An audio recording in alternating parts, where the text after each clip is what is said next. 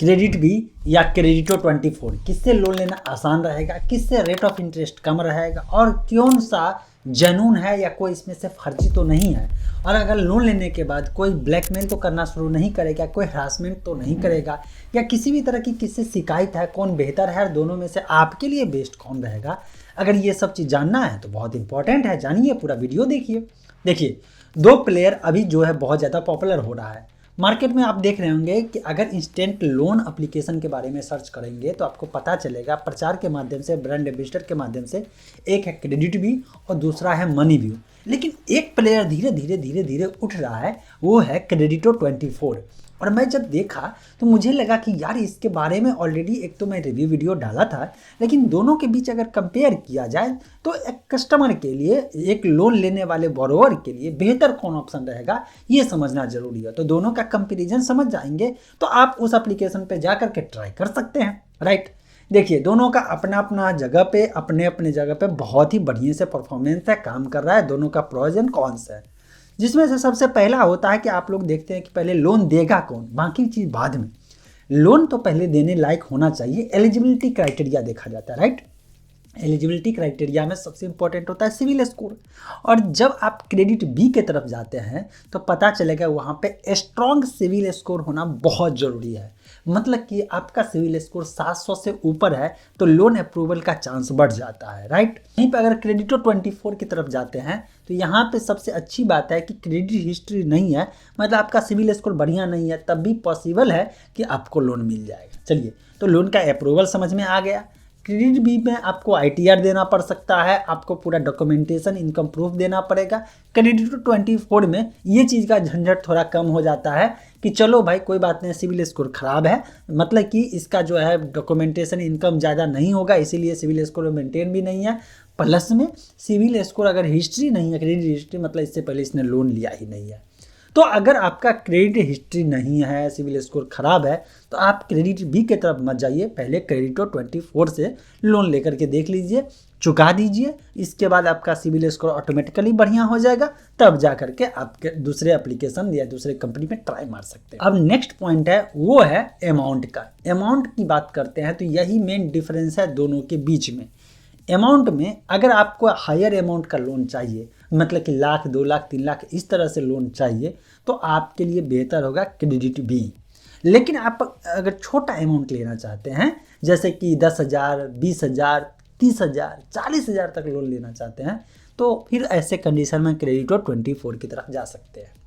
अब आते हैं रेट ऑफ इंटरेस्ट की, तो खेल असली यहीं पे शुरू होता है। रेट ऑफ इंटरेस्ट, ब्याज के दर में दोनों है, NBFC कंपनी पीछे बैकिंग है, तो ऐसे में ये लोग ज़्यादा चार्ज करेंगे ही करेंगे, क्योंकि फिजिकल एड्रेस तो विजिट कर नहीं रहे हैं जो कल के डेट में घर पे आएंगे, कोई फोटो घर का तो ले नहीं रहे हैं। यहाँ पे आपका एक तरह से ऑन बोर्ड करते हैं, इसके बाद डिसबर्सल करते हैं, लोन देते हैं। ऐसे कंडीशन में एक रिस्क फैक्टर होता है, जिसके कारण से ये लोग जो पर्सनल लोन देते हैं उसमें 1.5 से लेकर के 2% मंथली ब्याज यहाँ पर रहेगा, जो क्रेडिट बी में जाइए तब भी, और क्रेडिटो 24 में थोड़ा ज़्यादा भी बढ़ सकता है। रीज़न ये है कि यहाँ पे आपका सिविल स्कोर नहीं देखा जा रहा है, आपका income proof, strong income proof नहीं होना चाहिए, मतलब कि आपके पास एक मिनिमम क्राइटेरिया जो कहता है 30,000 महीना का इनकम, ये नहीं है, तब भी जो है आपको क्रेडिटो 24 लोन दे देगा। जिसके पास 30,000 का महीना इनकम होगा वो 30-40,000 के लिए क्रेडिट 24 के पास क्यों जाएगा, वो तो जाएगा क्रेडिट बी के पास, जहाँ पे 4,00,000, 5,00,000 रुपये या उससे ज़्यादा के अमाउंट लोन के रूप में लिया जा सकता है, राइट। अब डिफरेंस समझ में आ गया, रेट ऑफ इंटरेस्ट समझ में आ गया। अब बात करते हैं RBI अप्रूवल की बात, कि RBI अप्रूव्ड दोनों में से कौन है। देखिए, दोनों के बारे में अगर सर्च करेंगे, क्रेडिट बी का जो पीछे में क्रेजी बी कह लीजिए या और जितने भी लेंडिंग पार्टनर है, सब के सब जो NBFC है वो RBI रजिस्टर्ड के लिस्ट में है और करंट में अप्रूवल के लिस्ट में आ रहा है। जब मैं ये वीडियो बना रहा हूँ तब तक मैं देख रहा हूँ तो क्रेडिटो 24 के पीछे जो कंपनी NBFC है ये भी RBI के अप्रूवल लिस्ट में है, तो डरने की ज़रूरत नहीं है। मतलब ये दोनों कंपनियाँ जो है, चाहे क्रेडिट भी हो चाहे क्रेडिटो 24 हो, ये क्या करेंगे, ये एक तरह से ऑनलाइन प्लेटफॉर्म फिनटेक कंपनी हुआ, पीछे से NBFC से पैसा उठाएंगे और फिर अपना जो है एक तरह से बिजनेस चला रहे हैं और फिर आपको पैसा देंगे, ब्याज कलेक्ट करेंगे और उनको रिपोर्ट करेंगे और बीच में कुछ प्रॉफिट कमाएंगे। इस तरह से हो गया। जिस तरह से एजेंट काम करता है ना, वैसा ही समझिए फिनटेक कंपनियां हुआ। यहाँ पे कमीशन बांधा रहता है, वो जितना ज़्यादा से ज़्यादा लोन प्रोवाइड कराएंगे और ये लोग जब ग्रोथ करते हैं तो बाद में जाकर इन्हीं में से जो कंपनियां, जो फिनटेक कंपनियां ग्रो करता है वो NBFC के रूप में रजिस्टर करवाता है, फिर अपना बिजनेस चालू करता है। तो इस तरह से पैसे का खेल होता है। तो आपका मेजर डिफरेंस अगर देखा जाए दोनों के बीच में तो यही होता है कि लो सेगमेंट में अगर जाना है, कम अमाउंट का लोन लेना है तो क्रेडिट 24, और अगर ज़्यादा अमाउंट का लेना है तो क्रेडिट B। ये क्लियर हो गया। अब बात करते हैं कस्टमर के बारे में, जो रिव्यू क्या आता है, कस्टमर सेटिस्फेक्शन की बात करते हैं, लोन एजेंट का हरासमेंट की बात करते हैं। ये लोग कॉल करेंगे। सो देखिए, एक मन में सवाल होता है लोगों के, ये लोग एप्लीकेशन इंस्टॉल करने को बोलते हैं, ये लोग आपका कॉन्टैक्ट डिटेल ले जाते हैं, कल के डेट में क्या है आपके रिलेटिव को कॉल करेगा? देखिए, किसी पे भरोसा मत करिए, कभी भी कोई कर सकता है, ऐसा ये मान के आपको चलना पड़ेगा। प्राइवेसी इतना ज़्यादा मतलब कि आप कहिए कि बचा हुआ है, ये नहीं बचेगा, क्योंकि ये लोग लोन तभी देंगे जब आपका पूरा डेटा रखेंगे। कल के डेट में आप लोन ना चुकाएंगे, भाग जाएंगे, तो वो आपको किसी तरह से रिकवर करके और इसका आपसे पैसा वसूल लेंगे।